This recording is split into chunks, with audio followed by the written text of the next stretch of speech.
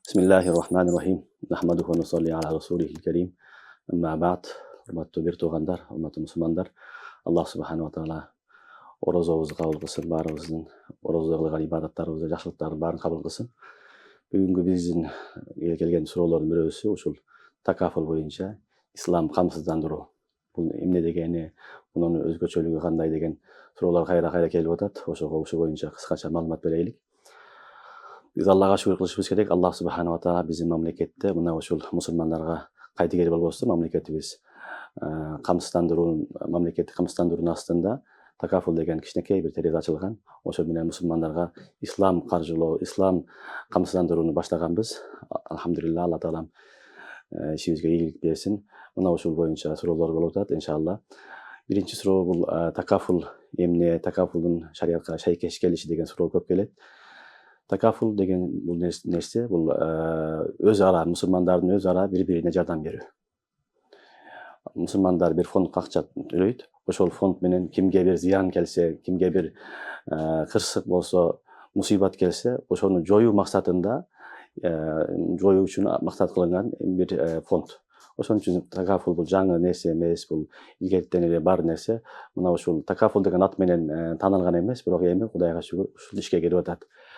Бул такафул Кур'ан-ы Каримдин негизги аяты. Аллах субханала таала Кур'ан-ы Каримде айтат: "Таавану алал бирри ват таква" деген аят. Ошол жакшылыкта, таквалыкта бири-бириңерге жардам кылгыла деген аяттын максатында ишке ашкан. Ушунун негизинде уламалар ушул замандын талабы, заманга жараша ушул нерсени ишке ашырышты. Себеби азыр бир соода кылам десең, бир чоң жумуш кылам десең, баардык жерде сенден камсыздандыруу талап кылат.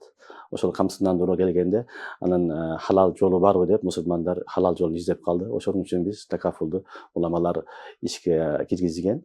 Бунун негизги максаты ошол кырсыкка кабылган адамга жардам берүү.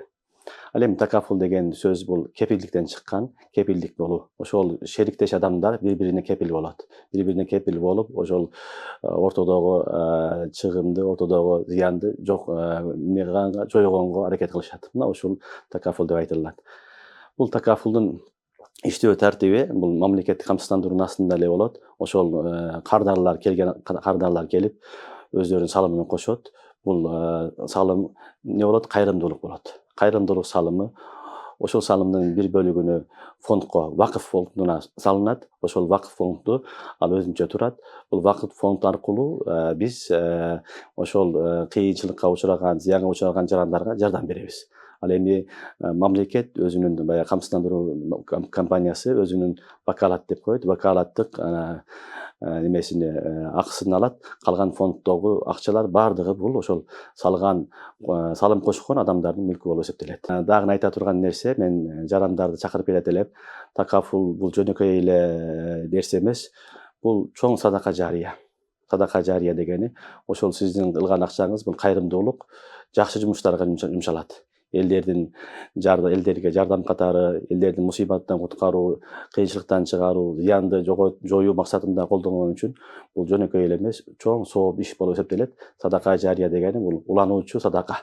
Сиз акчаны берип чыгып кетсеңиз деле, ошол жерден канча адамга пайда тийип аткан болсо, ошол пайдалардын баардыгы иншалла сизге сооп катары сизге жазылып турат. Ахиретте иншалла чоң сооптурга дагы ээ болгонго иншалла мүмкүнчүлүк бар. Ошон үчүн такафул шариаттагы баягы садака жариянын бир чоң жолу болуп эсептелет десек дагы туура болот.